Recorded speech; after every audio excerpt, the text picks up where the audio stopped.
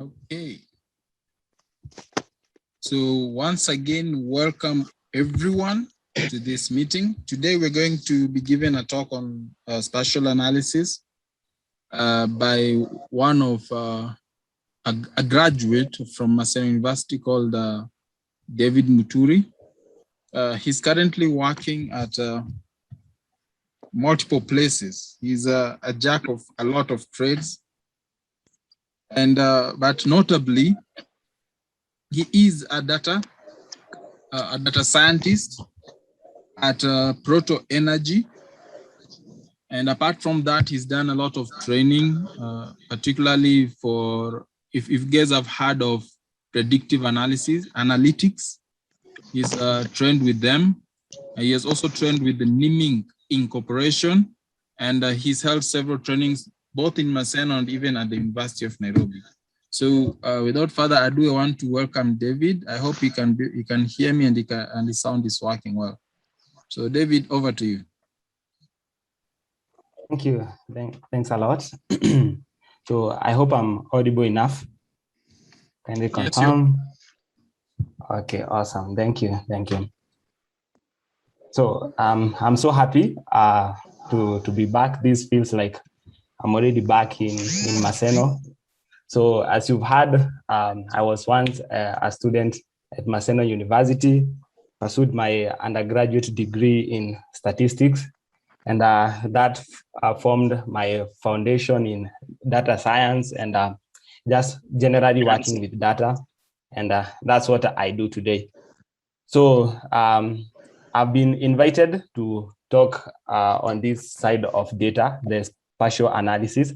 And I'm glad to be taking you through this topic. And I'm hoping that today we are going to have fun. Just a disclaimer. So I'm just going to be sharing information generally on this side of spatial analysis. And so we won't get into the in-depth and methods that are used to perform spatial analysis as such, but we are going to have a broad overview of what spatial analysis, or what other serious people like calling geospatial analysis, it entails. So that will be our topic today. So I welcome you all. Be free, feel free to note questions where it's not clear. Then perhaps after the session, you can jump in with your questions and we have a warm conversation. So now let's get into it. Spatial analysis. Basically, I know that some of you, especially those of you that have worked with data, you've explored this side of data called spatial data. If we could classify data and put it into two main buckets, usually in the data science world, we put it in the buckets of data that is organized, that is structured data, or data that is not organized, that is unstructured data. But we have other two main buckets where you can put your data. So that can be data that is spatial and data that is unspatial. So data with spatial, that's any data that is that has the location element, which basically part of its field explains the location or where an event occurred. So this could be lat long, or could be a spatial reference like the name of a city, something that can be identified with a place. Or you can have a normal data like the score of students in a class. There is no spatial element in that. So having these two main buckets, so it goes without saying that you need different methods and different approaches of exploring each data, asking questions, formulating hypotheses within each bucket in a way that you'll be able to get insight. So much of the analysis we do at school level or even at industry level, we work with the data that is non-spatial, so data that does not necessarily refer back to a certain location. So much of the analysis we train for, it's on this side. But personally, I feel that this side of analytics, which has a great potential of delivering great insights with big value, the spatial analysis is not well explored by many. So so today I just want to make you aware of some of the methods, some of the cases that we can you can study and leverage on to bring yourself out in the market as a strong analyst. So basically, spatial analysis, I've referred to it as location intelligence, is basically getting smart with locations. So today, this is what we are going to cover. So we are going to have an overview, the abstract, just an overview of what spatial analysis entails and some of the use cases in spatial analysis. So we are also going to analyze some of the common terms that are used in this field, in the side of spatial analysis, starting with what is spatial analysis itself. So we are going to look at different types of spatial data, then which data can you be presented with, and automatically this analysis on the side of spatial methodologies, but not non-spatial methods.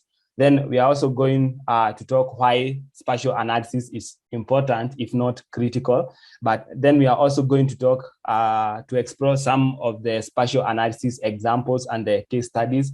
Basically, here we'll be talking of where can spatial analysis be applied.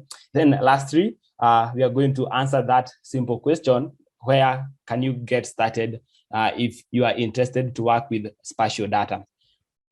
So now let me give a short story of how I came to start working with spatial data, how I found myself on this side of spatial analysis. So I remember right after graduating, I stayed around 3 months at home. Then by God's grace, I happened to find a job in this big organization, and we were given the job titles of data analyst. So basically, per the job description, our work was to help the organization work with the data that it was generating, in terms of giving them insights and information that they could use for their daily decision making, streamline their processes, and generally bring business value. So there, you understand that. So we were applying this method that you are usually taught in those SASMU sessions, those MIT sessions. They are very critical. So we were well equipped with R, well equipped with Excel. But I remember somewhere in my 4th year, I got myself heavily involved in Python for data analysis and data science. So I was well packed with methods that I could handle any data that was given to me. So some time passed, months passed, and we were very successful in the kind of analysis we were doing, even working with SQL and all that. So we were very successful in that work. So it happened that in part of my analysis, I was a new question that I had not worked on before was posed to me. So this was the question that, since you are the data analyst, how can you advise the organization on the markets that have great potential in terms of sales, but they are markets that we've explored least? So as usual, I went back to my data. I had understood the question. They were basically asking which markets in our area of coverage, then it was just Kenya. So which markets in Kenya had the greatest potential of sale, and the definition of the potential of sale was something internal to the organization. So I had a clear understanding of that. So it was a simple question, and I know most businesses today ask the same question. So as usual, I went back into my data. Then I tried to do all the analysis, though there were areas there were area names which were pegged to all the data of sales and customer. So the analysis that could be presented to the person that had asked this question was not well presented in terms of a presentation or an Excel form or just a data report. So to answer this question well, so I knew that I had to use a different approach to just understand how I could answer the question of where on market can we invest heavily and expect a great return.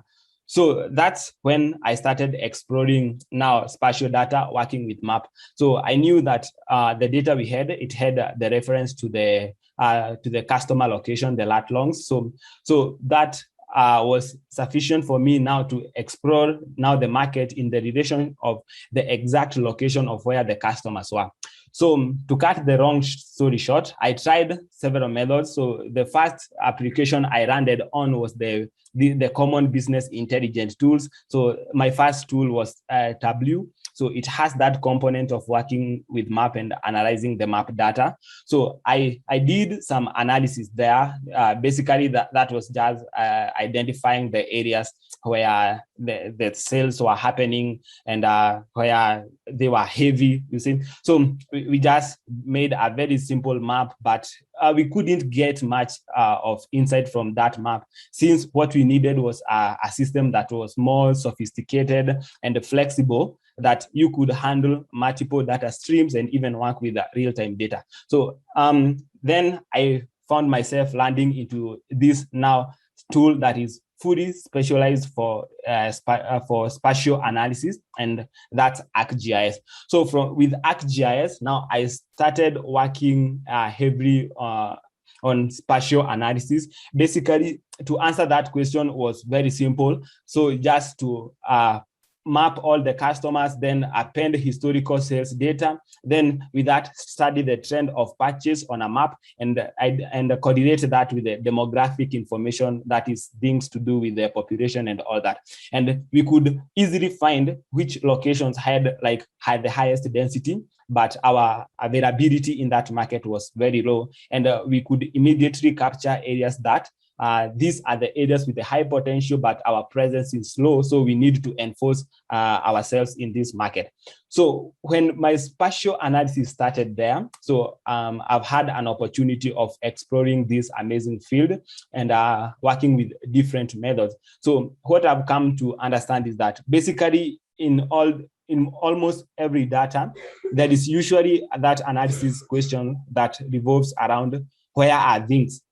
Where are things happening? So what is happening there? So then there is that component where you need to relate where things are with things around what is happening there, or with other non-spatial component. For instance, in my example up there, so we were just comparing, so like where are these customers? Then how can you aggregate these customers into an area? Like all the customers around Maseno area, we can term them as Maseno market. Then now you want to understand how is Maseno market performing now in relation to other market, in relation to another aspect, that there is a university around there. Is there seasonality in this data? So answering this question, basically now that's where the application of spatial analysis comes in heavily. Now, what do we mean by spatial analysis? So the spatial in the spatial analysis, it just means that an element that pertains to the space, just an element that exists somewhere on the space, just a location on a map or a location on the ground. So you will understand that every data point, for instance, you are doing a survey. So you usually relate a survey to a respondent, and this respondent is located to a certain place. So you can do an analysis of the survey just based on the data points you are getting, but to bring out the analysis strongly, you can also include that spatial component of now where was this person at the time that they submitted. So is where they were, does it have any relation with the kind of the responses we are getting from this survey? So when we are speaking of spatial analysis, it's just any analysis that pertains to where things are located on the space, or just where things are located, that actual location of things. Then spatial analysis, it's defined as the field that actually spatial analysis is usually referred to spatial statistics. They mean one and the same thing. So the term spatial analysis and spatial statistics, they are used interchangeably. So this is basically the field that just concerns itself with the statistical method that you can use to analyze the elements, any elements on space, with the relationship with their spatial component. So the spatial component and the spatial relation can be things like the distances, the areas, things like the volume, the height. So things that really irritate on how things are on a particular area. So when you are doing an analysis around this component, so basically that's spatial analysis or spatial statistics. For instance, if you are doing a simple analysis as so to relate maybe things like students' performance with how far they are from the lecture halls. And so you see, this is an analysis that might require you to look at the distance that the students have to walk from their hostels to their usual lecture halls. So when you bring in that aspect of like the distance is something that you have to measure on the ground. So then that's a spatial element. So that you are relating it into another non-spatial element, say something like the student's performance. Or another simple example is if you are looking at the influence of the Maseno University, that Maseno University hospital there. So you want to see how wide it's able to cover in terms of area. So, and you draw an area around the point where Maseno University hospital is, and you are trying to ask if a student at a certain location can easily access the hospital, say in case of an emergency, then so there, to understand this aspect also, you are studying the relation of a service to this hospital to how far it is from where the students are. Then in that case, that's also another component of spatial analysis. So basically, spatial analysis usually helps you get a unique perspective on your data, where now you have like another understanding of the data and another view of the data in terms of how things actually are on the ground. So it's a strong side when you want to bring a new perspective in terms of your data and to draw some new insight from your data. So what do we mean when we talk of spatial data?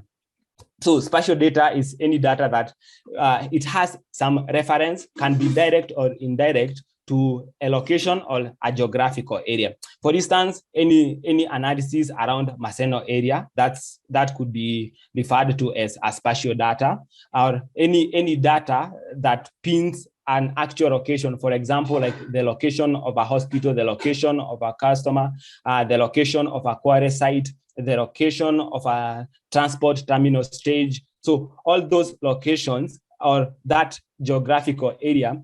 So if you have a data that has the reference to those, so that's basically a spatial data. So if you have any data that part of its field or part of its column, it's either lat long or an area name or just the geofence, the string coordinate of the geofence where that data can be located on. So that's basically a spatial data. So you will find spatial data, if I go deep a little, so you will find that spatial data, they are usually divided into two main feeds. That is, actually there are three main side of the spatial data. Usually there is the vector data. So like the location and area, that's usually vector data. You'll find there is another set of data called the raster data. So that's the data where an area is aggregated into very small grids that carry a certain value. For instance, like population data, which shows the population density in an area, you can have a raster data for that. Maybe, and another very common data is the image data. So this is the kind of data we see when we log into our Google Map. Then we are zooming in to the actual location where we are, or an actual location that we want to observe. So what they've done, the satellites up there in the space, they've taken multiple images of the Earth, then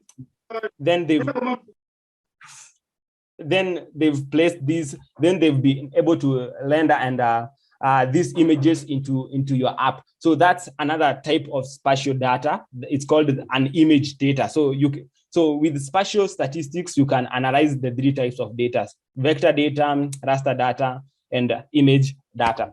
Then a common terminology we get is the GIS. So the Geographical Information System. So ideally, GIS, these are systems. As the last name suggests, they are system or softwares that they help you carry out the spatial analysis. So they are well programmed to handle spatial data. So you can use these tools to collect, to store, to retrieve, and to carry out analysis of any kind in regard to spatial analysis. So some common example of these tools or these softwares are things like ArcGIS. So ArcGIS, this one is it's a commercial software, so it's paid for, but very, very powerful. So this one helps you explore spatial data and in regards or in relationship to other non-spatial data.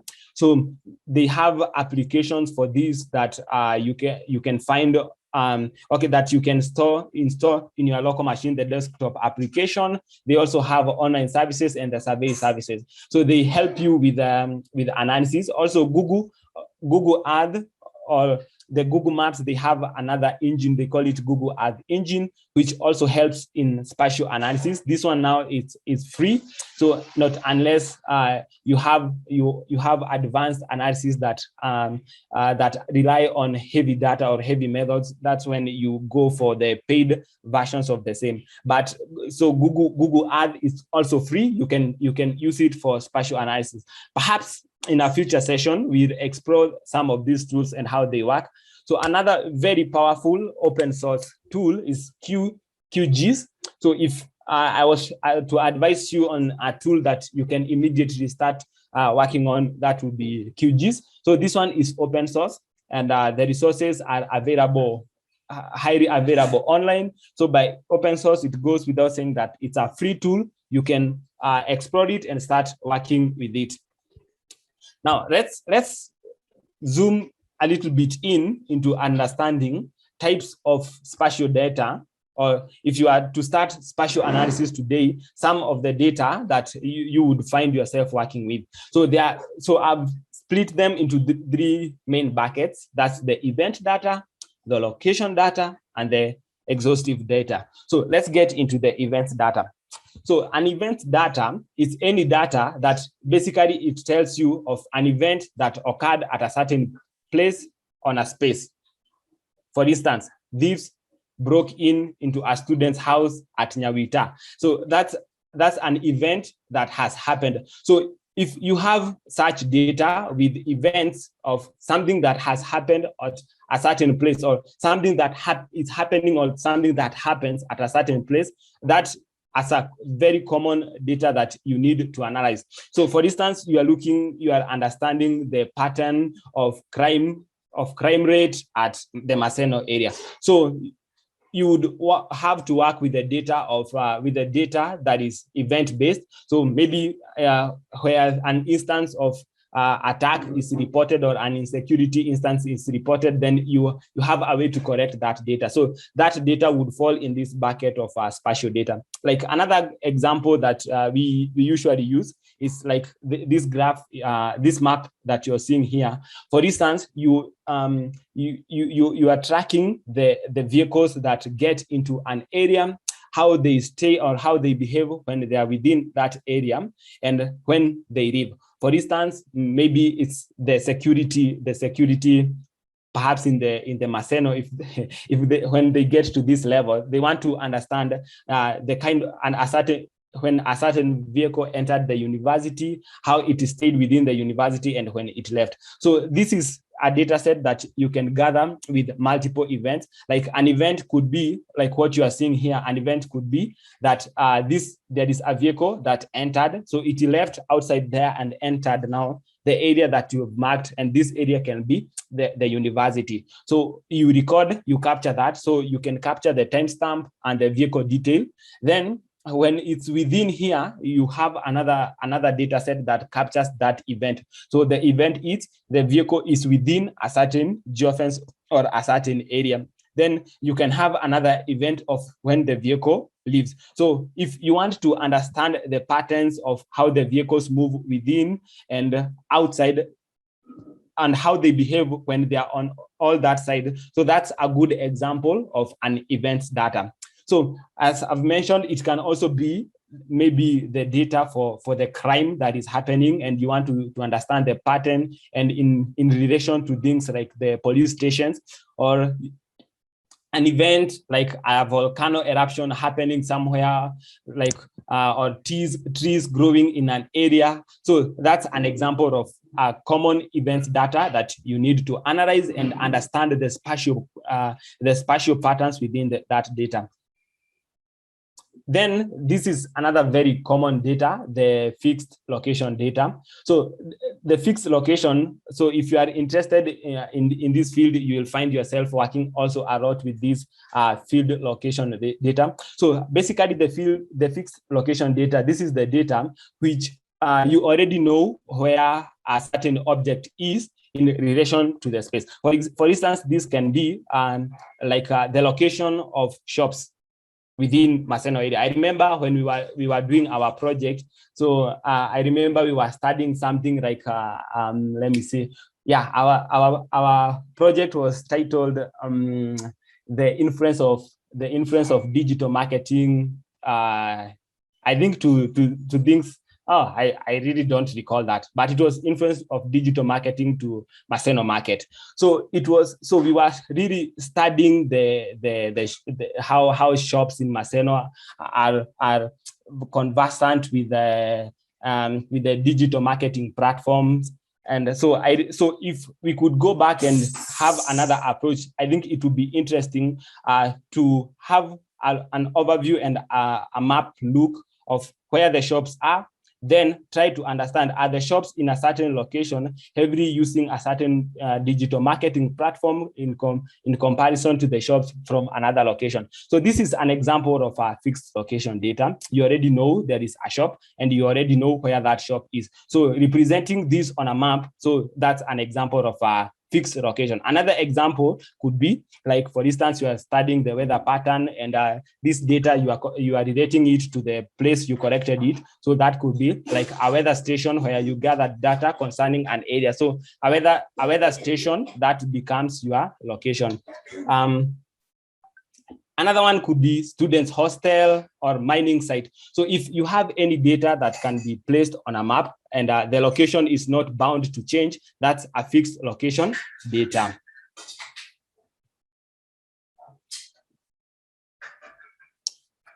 Lastly, we have another example here. We call it the exhaustive data. So this is the data that you can aggregate it in an area. For instance, like what you are seeing in a map. So this is a heat map that is showing maybe the population density per country. So where it's dark, those are the areas where the density is high. Where it's light, that's the areas where the population density is quite low. So with such a map, where you are aggregating your variables or you are aggregating your data into a certain location. For instance, the location can be a country or can be a ward, can be a county or a sub-county, or just a custom defined location. For instance, you can bound an area around the university satellites or branches. Then you are studying the behavior of students within those areas. So if you can aggregate your information in an area, then that's another common type of data. In spatial field, we call it the exhaustive data. Now, so why is spatial analysis important? So as I've mentioned, spatial analysis, its importance usually comes when you want to answer the question, where are things? And we've introduced ourselves to another aspect where now you want to know, so not only where things are, but now you want to know, so where are things in relation to other things, and when are things happening, and at what place. So if you just have an analysis of whichever nature, but part of the key questions that this analysis or this project has to answer is, where are things, and when are things happening, and what's the interrelation of things happening at where they are with other things around where they are happening. So that's where spatial analysis is applicable. So it basically allows you to solve very complex problems that are location oriented, and it will usually give you a better understanding of what is happening on the world. So we can say that spatial analysis is not just making maps or a smart way of making maps, but we can think of spatial analysis of just a way of studying elements on the space, studying data points that have location elements attached on them in relation to the events that are happening around those elements. So spatial analysis will always bring a new perspective of your data if you want to make a new decision. For instance, you can understand maybe a certain area that is where, based on your business needs, where the market is usually ripe, because you have a clear understanding of that area. Now, the second last bit is, let's look at a few scenarios where you can apply spatial analysis.